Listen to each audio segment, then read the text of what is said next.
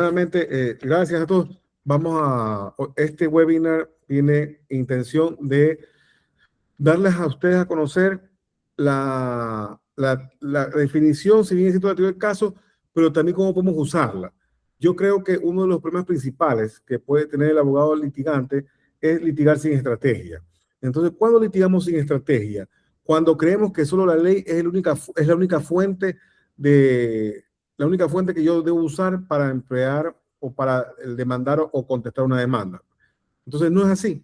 Por ejemplo, entendamos que el litigio es mejor dicho, el litigio es profundamente estratégico y la herramienta que es la teoría del caso coadyuva a que esa estrategia sea empleada dentro del juicio.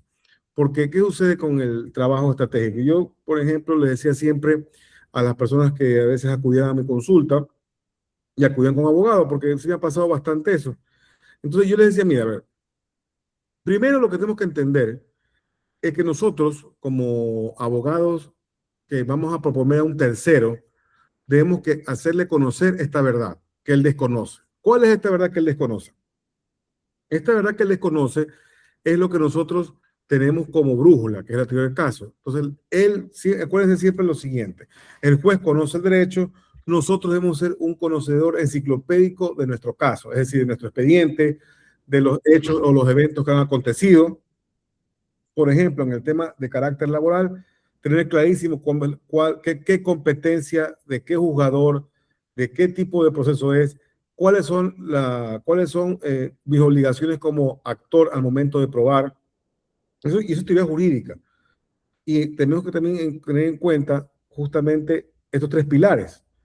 Entre esos, cuando hablamos de la proposición fáctica, entiendan, por favor, que cuando tenemos que plantear una demanda, la demanda no es ni el primer paso, ni el último, ni el más importante.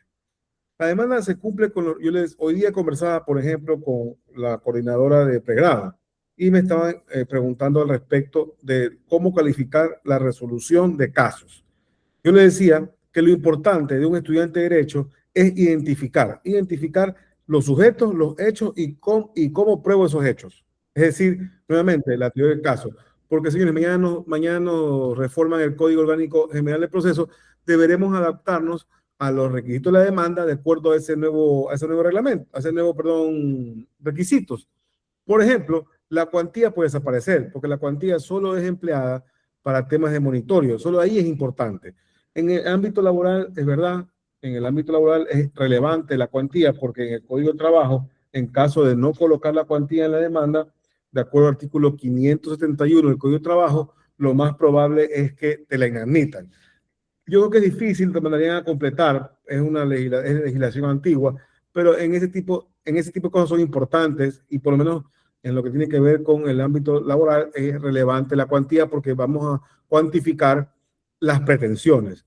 Pero, ¿qué es más relevante? Los hechos en los cuales yo puedo también probar a través de lo instrumental que es un medio de prueba. Entonces, recordemos eso en el sentido estricto de lo que tiene que ver en cada vez que yo, le dije, por favor, escriban, es que no pueden escribir. Disculpe. Ya ahí no vamos a dejar ingresar más. Entonces estamos hablando que el, eh, el hecho, es que me perdí por estar ingresando personas. El hecho en el cual estamos nosotros trabajando, el momento que el caso llega a nuestro despacho, no debemos entender qué es la demanda. Debemos primer punto, conversar de por qué ellos tienen una decisión distinta a la que yo propongo. Si les ha pasado y les va a pasar que un cliente puede llegar, un asesorado, con un problema y con una solución. Entonces nosotros debemos indagar por qué llegan con esa solución. Me ha pasado muchísimas veces a mí. Entonces, ¿por qué digo que debemos indagar en eso? Porque también es importante qué pruebas tiene el señor o señora que nos busca. Pero en el momento que estamos en el juicio, en el momento que estamos en el proceso, debemos entender que cada elemento solo está encaminado ¿a qué? a que nosotros obtengamos una acreditación de nuestra teoría del caso. Es decir, cada escrito, cada intervención. Nosotros no vamos a hablar para decir que la otra parte está induciendo el error. Nosotros no vamos a ponernos a conflictuar con la contraparte. Nosotros no vamos a decir que el testigo es malo. Nosotros no vamos a decir que la parte actora o demandada es casi que el hijo de Mefistófeles. No. Nosotros, cada vez que intervengamos, será para acreditar nuestras proposiciones y nuestras pretensiones. Recuerden que lo jurídico está intrínseco, o sea, se extrae. Lo jurídico se extrae, porque yo lo que voy a hacer es probar hechos. No crean que es sencillo esto. Ya vamos a ver. Porque hay muchos temas, porque hay muchos asuntos que son totalmente, le voy a decir un caso laboral hoy día que es totalmente, vamos a llamarlo de una forma impensable, y que pareciera obvio y no lo es. Por ejemplo, entonces nosotros cuando ya hemos clasificado, porque miren, por ejemplo, lo que ustedes deben hacer cuando empiezan a clasificar los hechos, primero en favorables, en desfavorables e irrelevantes. Por ejemplo, usted va a discutir un tema, usted va a discutir un asunto vamos a llamarle de despido intempestivo, pero tiene también problemas de que no le habían pagado en su momento, no sé, pues unas utilidades siendo privado, pero ya, o no le habían pagado siendo público un tema de conflicto colectivo. Ya es irrelevante, porque primero que tiene otra jurisdicción. El conflicto colectivo no puede verse en juez individual. Tiene ya un juez natural y que si es de ejecutarlo, se lo hace por allá, por esa vía.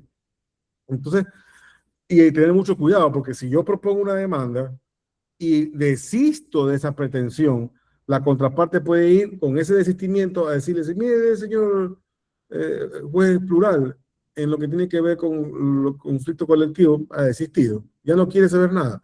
Entonces, tengamos cuidado. Nosotros también podemos hacer perder un caso. Nosotros, en mi plan, como les digo, en todo esto que es la página web, el centro de entrenamiento, es que nosotros nos entrenemos como litigantes. Hoy conversaba con profesionales de otro tipo, médicos y también sindicalistas. Yo creo que la única forma que nosotros podamos eludir o contrarrestar la corrupción y la ignorancia es que nosotros hagamos una propuesta fortalecida desde, obviamente, los hechos, porque tampoco es un tema de que vayamos a filosofar. En un juicio no se va a filosofar, en un juicio se va a plantear pretensiones que estén debidamente acreditadas y sustentadas en la ley. Entonces, atributos de una teoría exitosa, la sencillez, la brevedad y la coherencia. ¿Por qué? Evitar oscuridad, evitar intrilingüis, evitar que sea un galimatías. Por eso también tenemos las excepciones previas de errores de proponer la demanda.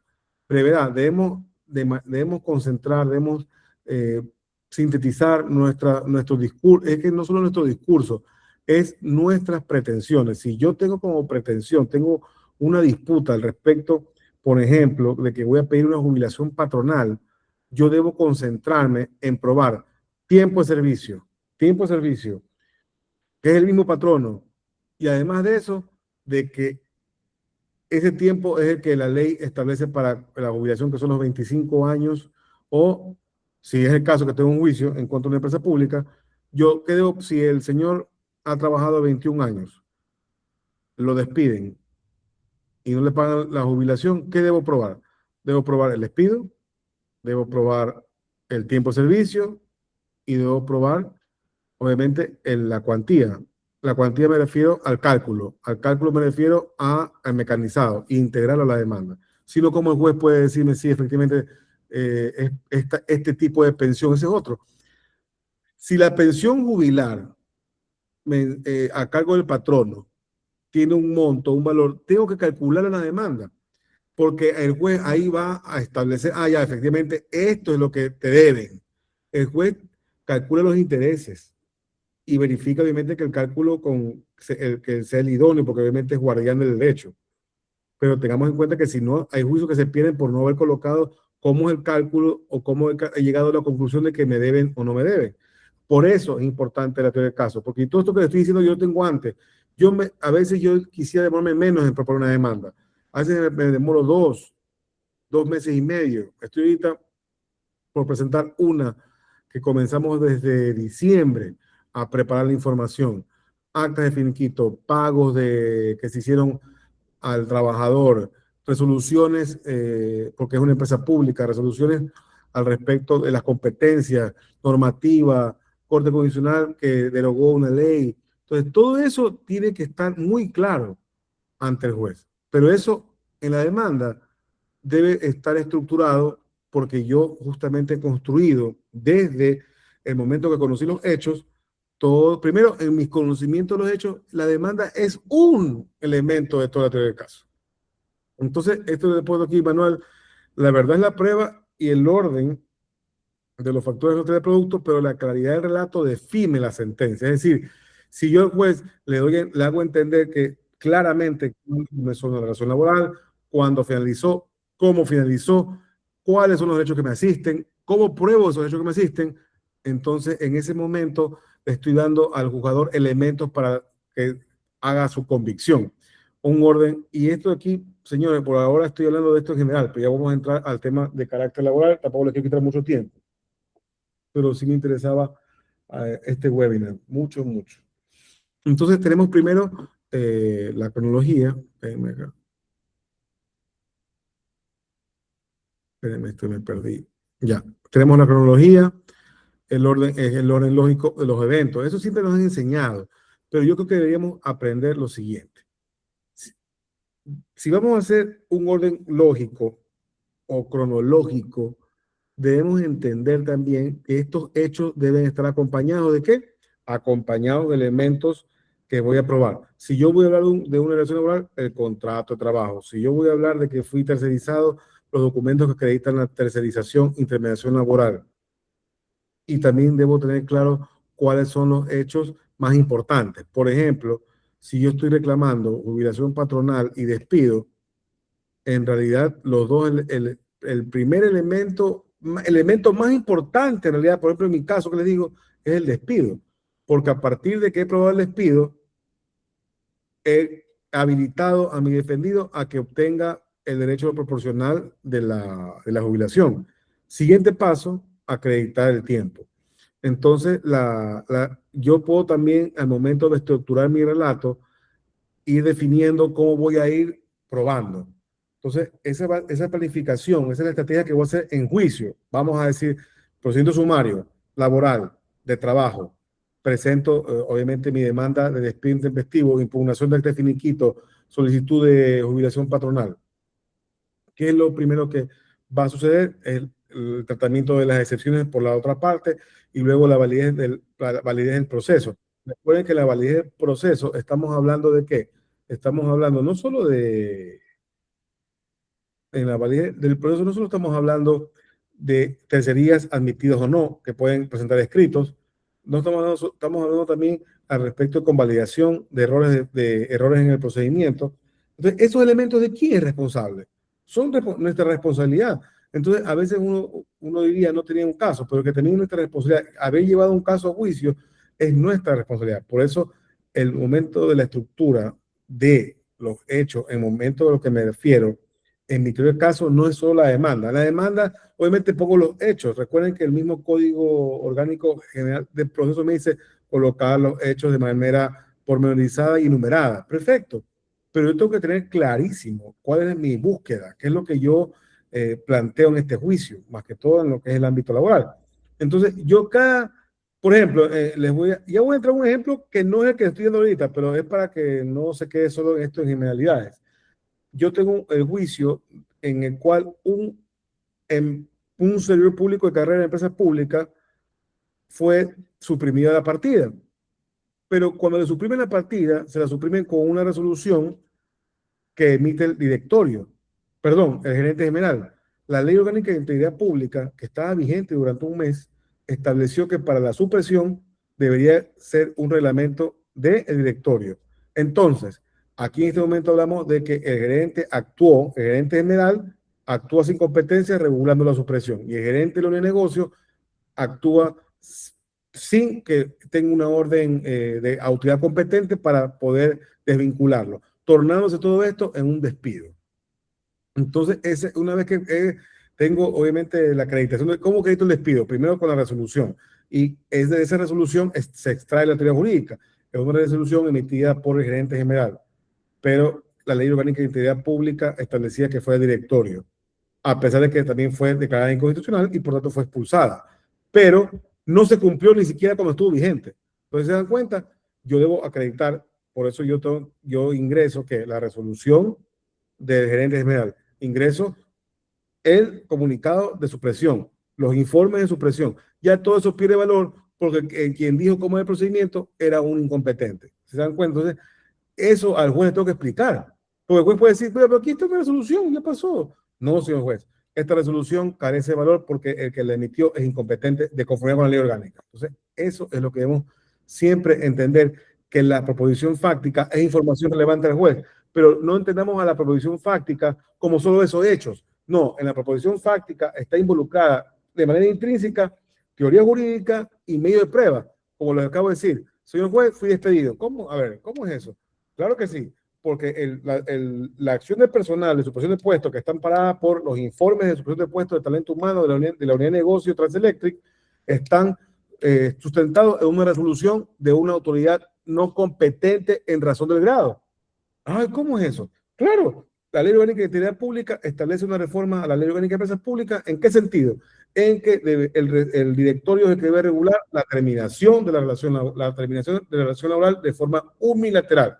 Ah, muy bien, muy bien, muy bien. ¿Y quién lo hizo? El gerente general. Entonces, yo soy el que le doy esos hechos. El juez no puede extraerlos del expediente, debe extraerlos de nuestro relato y obviamente de nuestra producción probatoria. Por eso el juez debe hacerse la convicción en la audiencia.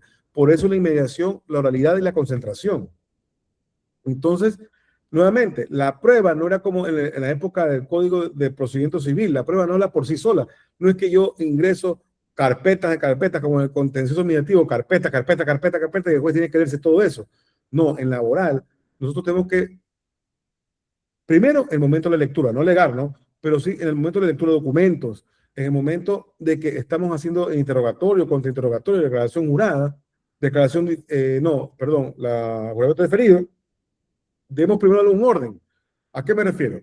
Si yo tengo como estrategia, o me parece a mí relevante, por ejemplo, en el caso que les pongo a su conocimiento, en realidad yo creo que lo más importante es el asunto, es la prueba documental. Pero vamos a suponer que es un caso de despido intempestivo y tengo poca prueba documental o tengo prueba indirecta, como decía Jordi Ferrer, indiciaria. Entonces yo lo que hago es que tal vez la indiciaria la pongo al principio y tal vez prueba documental que suele tener, recuerden que el documento es todo producto, ¿no?, de un acto humano. Entonces, como ese producto de acto humano y ya pasó por el tamiz de la admisibilidad, es decir, que es original, que es solemne, podríamos entonces darle fortaleza a ese testimonio o viceversa también, de acuerdo a tu estrategia. Entonces, por eso es importante la sincronía o más que todo la coherencia. Y otro tema que no me voy a quedar aquí en lo que es testigos, como les digo, yo quiero darle esta información lo más rápido, pero no quiero el tiempo de ustedes. Lo que debemos nosotros entender, además del interrogatorio y contrainterrogatorio, debemos tener clara la prueba pericial. Por ejemplo, debemos entender metodología, análisis de las fuentes, análisis de los métodos de comprobación que el perito emplea para acreditar lo que pretende acreditar, cuáles, si los pares usan, o mejor dicho, en la ciencia que él emplea, ciencia, técnica, arte u oficio en la que él emplea, cuál es el método más aceptado, cuál es el más probado, cuál es el que ha tenido más éxito. Entonces debemos involucrarnos, nosotros los abogados, no ser peritos, pero en sí conocer cuándo una pericia tiene un valor sobre otro. Si tengo una pericia, por ejemplo, informática, en la cual un ingeniero lo que hace es tomarme fotos de los correos, ponerles en un Word, eso no es una pericia informática, ¿qué? Porque eres ingeniero nada más. Eso, por ejemplo, me pasó en Cuenca a mí. Entonces, ahí, cuando uno impugna ese tipo de pericia, cuando uno la impugna porque no hay carga científica, porque ha hecho una revisión empírica. Uy, Dios, espérense. Una revisión, discúlpenme, una revisión de carácter empírico. Si se ve la, uy, espérense, si se ve la proyección ahí, de carácter Sí, doctor. empírico. Si se ve,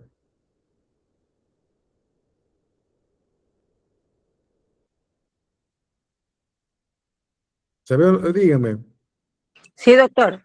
Y se ve, doctor. Luis, dígame, por favor. Ya somos amigos.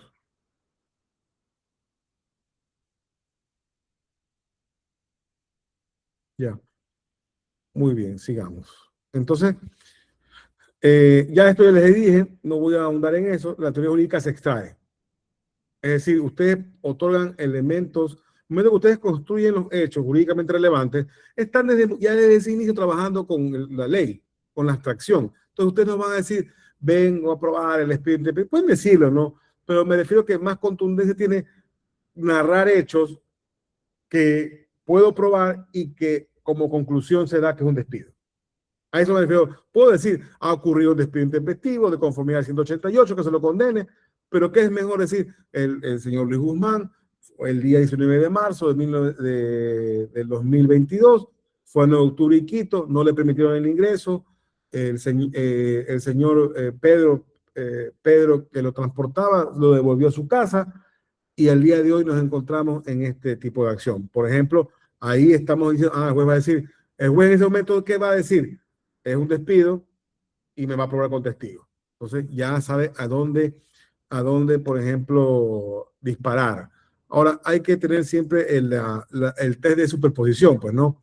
Una proposición fáctica es verosímil y coherente con el sentido común, entonces, obviamente, tenemos la aceptación del relato. Pues yo le voy a explicar esto.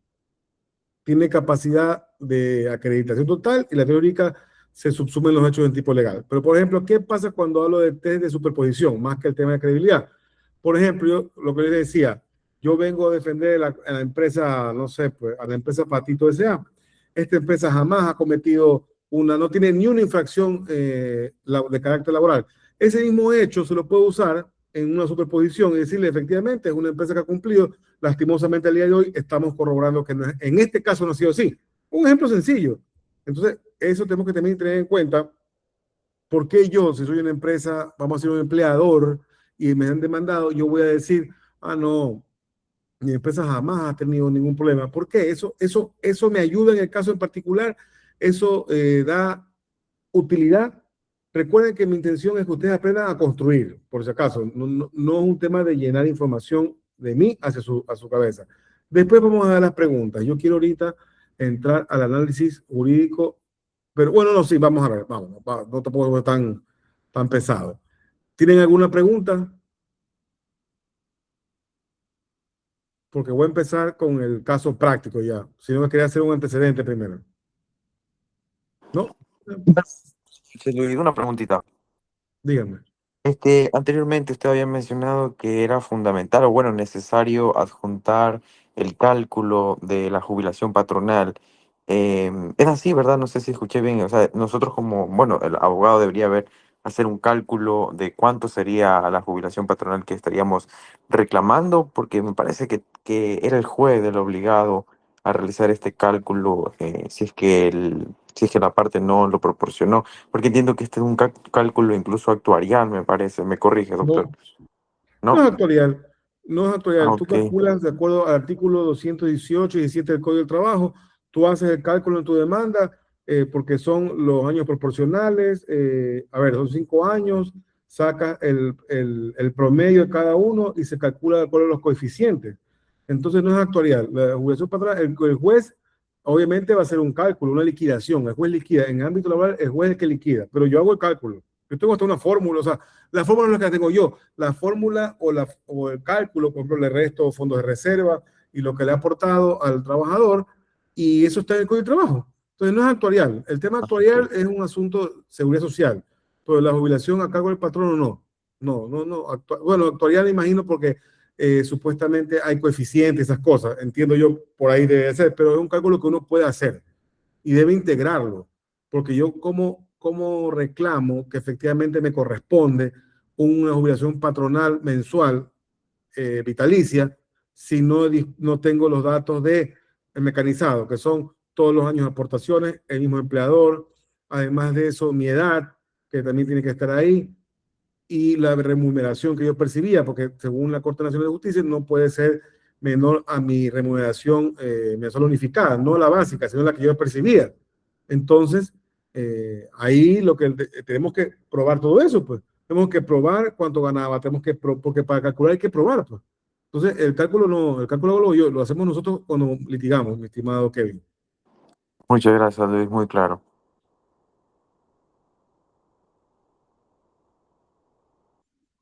Víctor, una pregunta referente a la jubilación patronal.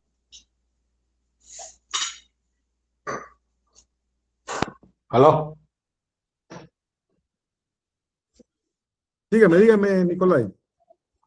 Ya, verá, ese cálculo que usted manifiesta de la jubilación patronal es cuando se ha tenido tantos años y no ha estado con contrato laboral o afiliado al Seguro Social para uno como abogado poder hacer el cálculo, porque por lo concerniente el Ministerio de Trabajo hace el cálculo de la jubilación patronal y uno puede reclamar, o sea, ya judicializarlo, ¿no? Con lo que arroja el Ministerio de Trabajo. Usted me dice que le pide al Ministerio de Trabajo que calcule, que liquide. Claro, yo no sé mucho y solicité de una cliente del Ministerio de Trabajo, me hizo el cálculo. Es que puedes hacer eso, pero yo sí hago el mío. O sea, puedes hacerlo. Es más, tengo unas demandas que cuando me vinieron 3 jubilados, ya vinieron con ese cálculo hecho el ministerio, pero yo hago el cálculo en realidad. O sea, tengo que hacerlo yo, pues. ¿Cómo pruebo si no lo hago yo?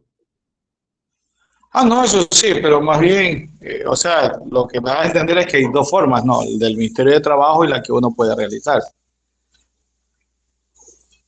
No es la misma. Lo que hacen ellos lo hace el litigante. Usa el artículo 217, no, 18 del Código de Trabajo. Ahí está cómo calcularlo. Ahí está clarito. Ahí no me van a ver. Ahí está. Y yo les puedo después mostrar con un Excel. ¿Qué te dice? No le tengan miedo a esas cosas, miren. A veces nos hacen como que cuentear. Es los cientos, y le voy a decir, el 118 están los coeficientes. Sí, en el 16 está. Por ejemplo, ¿cómo se termina la pensión? La pensión se terminará siguiendo las normas fijadas del IE. Ya, esto no. Ahora, ¿cómo se considera el haber individual de jubilación?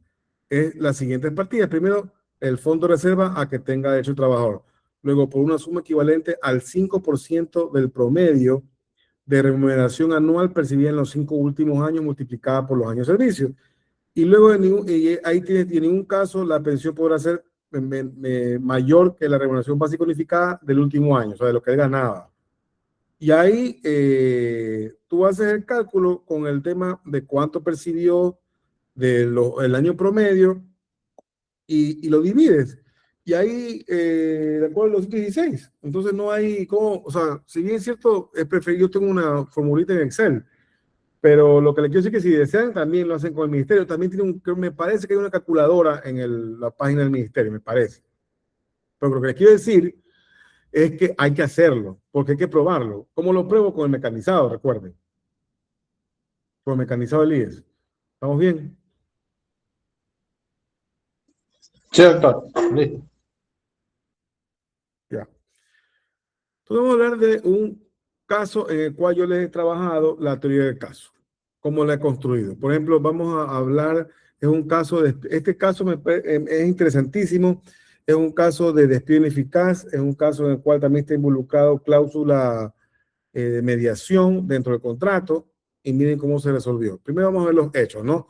Ella trabajaba en Esmeraldas, pero tenía un contrato en el cual los servicios no los prestaba, sino que donde debería dirimirse los conflictos era en Quito. Entonces, pero el objeto central era el tema, no fue ni siquiera la declaratoria de despido ineficaz, sino el juez competente en este caso. Pero la relación laboral se va en Esmeraldas. ¿Qué sucede cuando hablamos de las competencias? Tenemos la concurrente y la excluyente. Por ejemplo, la concurrente es donde se hacía el pago o donde se cumplió la obligación, ¿verdad? O donde se celebró, o también tienes el otro donde se celebró el contrato, o donde fijaste en el contrato, ¿verdad? Pero, ya vamos a ir para allá. El asunto del despido ineficaz tiene lo que se denomina competencia excluyente, que debe ser, de acuerdo al 195, punto 1, punto 2, tiene que ser en el lugar donde ocurrió el despido. Entonces, estamos viendo, tenemos un contrato individual de trabajo, obviamente de acuerdo al artículo 8, La relación laboral estaba aprobada. Primer fundamento jurídico. Ya, relación laboral aprobada. ¿Por qué? Porque es importante, porque la competencia excluyente surge de la materia de trabajo. Entonces, tenemos que ese tipo de cosas que parecieran obvias o actuamos a veces sin establecerlas, son las que vamos a ir elaborando. Entonces, luego tenemos que la estabilidad laboral reforzada. Conocemos que la trabajadora estaba justamente en estado de embarazo. En este les voy a decir el número del caso, por acá, para que puedan revisar la sentencia. Es más, si quieren se las paso ya mismo al chat. Es la 08371-2022-0028. Pero no se preocupen, yo se las paso al chat, yo las tengo a la mano. Entonces, esta sentencia de este caso, la trabajadora tenía reposo médico, estaba en embarazo, y luego de aquello fue despedida. Entonces yo tengo, ¿cuál es el primer hecho? El primer hecho, mi fundamento jurídico, es la relación laboral. ¿Y dónde se dio la relación laboral? Segundo tema, dentro de esa relación laboral, extraigo ¿qué cosa? El fundamento jurídico de la misma. Artículo 8 del trabajo. La estabilidad laboral reforzada, es decir, ella estaba en estado de gestación y obviamente no debía ser despedida. Pues entonces empiezo a trabajar los medios de prueba. Primero, certificar que está embarazada. O sea, luego de eso, acreditar el reposo médico. Y luego eso, que la validación sea de salud pública del día, que tenía esos documentos en el tema de la prueba. Recuerden que este tema no es constitucional. Debía probar también que estaba notificado. Claro que si hay un embarazo que es notorio, ya no hace falta esa notificación, pero también recuerden eso, que hay jurisprudencia vinculante.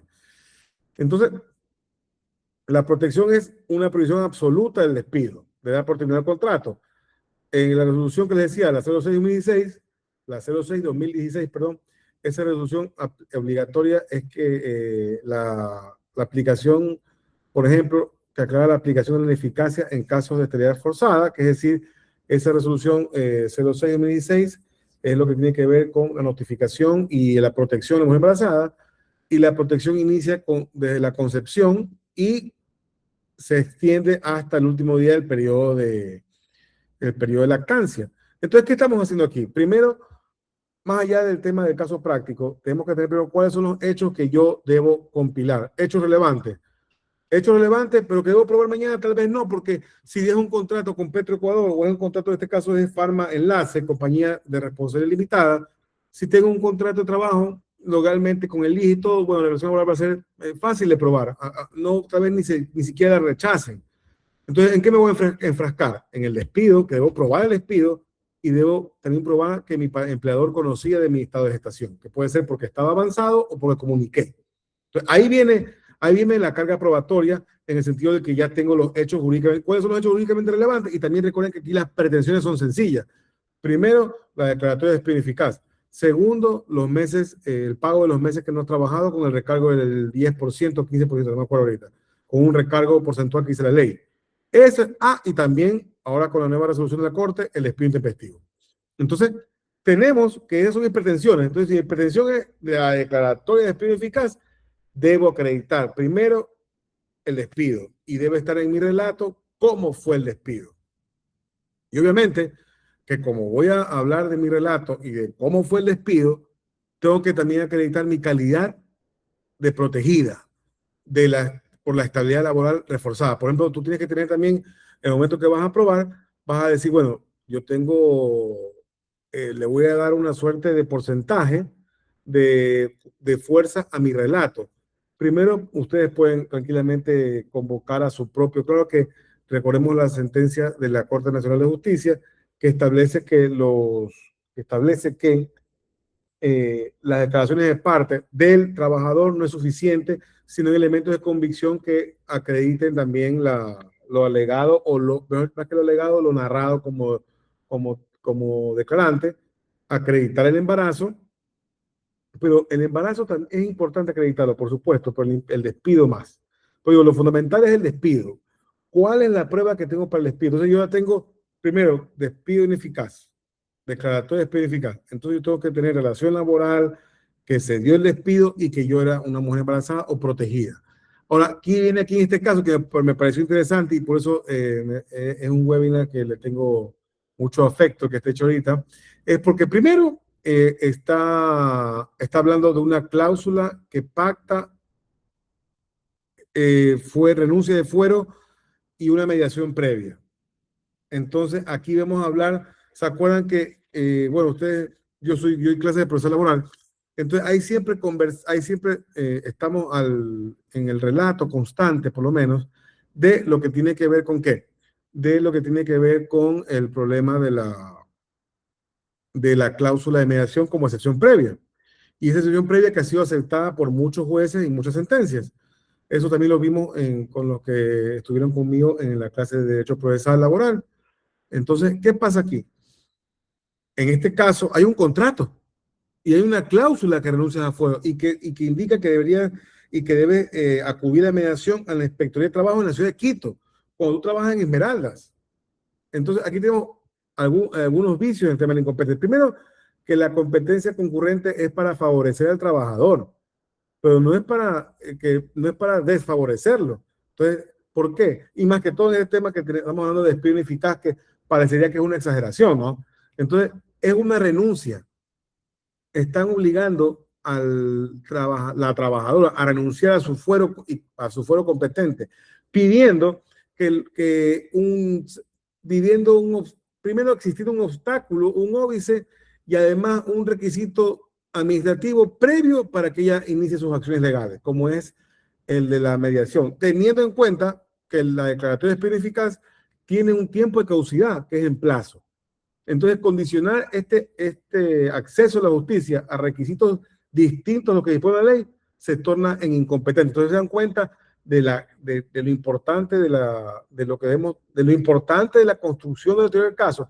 Miren este problema que se dio. Ustedes pueden, por ejemplo, ir confiados, ¿no? Ya tengo mi certificación de embarazo, los correos, está la constancia de que saben que está embarazada, aquí está por último la carta que les pido, listo, tengo probado todo y te encuentras con ese contrato y te empiezan a contestar la demanda y te ponen excepción previa de existencia de convenio de mediación. ¿Qué haces ahí?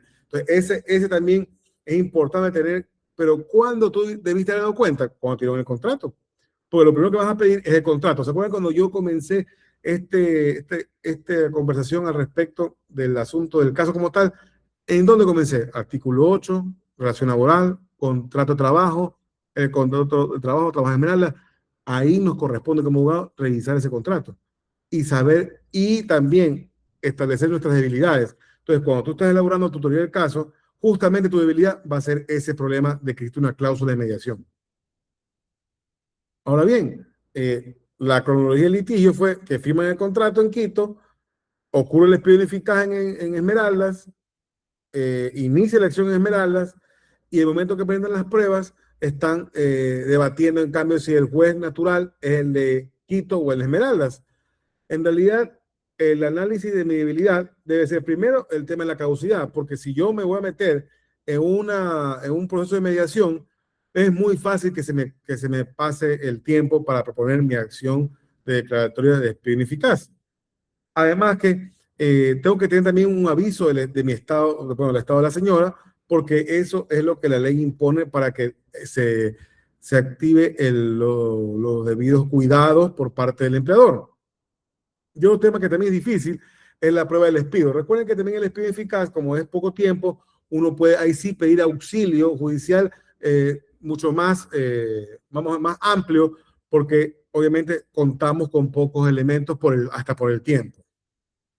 Entonces, cerrando un poco el tema, hablamos de la construcción de la teoría del caso, de la materia laboral, lo que debemos tener como caso, y sí como consejo siempre en el ámbito laboral, va a ser, ¿qué va a ser? El definir la cancha de cómo se contrató. Ver ese contrato, si es una simulación, si no hay contrato, si es verbal, si es un contrato precario, si es un contrato indefinido, si eres un servidor público de carrera de empresa pública que está sometido al Código de Trabajo, si eres un empleado de un municipio, o eres chofer de un ministerio.